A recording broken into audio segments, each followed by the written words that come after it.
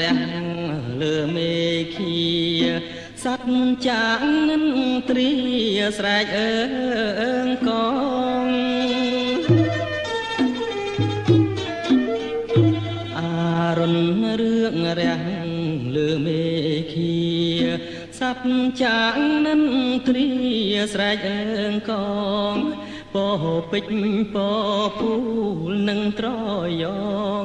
ស្រែកយំឆ្លើយឆ្លងក្បែរជលសា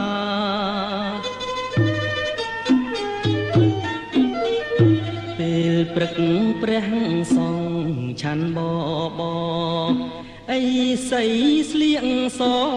គង់ឆាន់ស្លា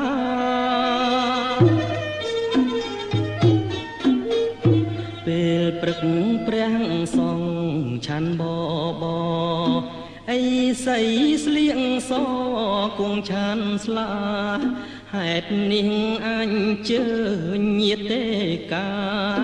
ជួយពិសានំខ្ញុំពី3ចាន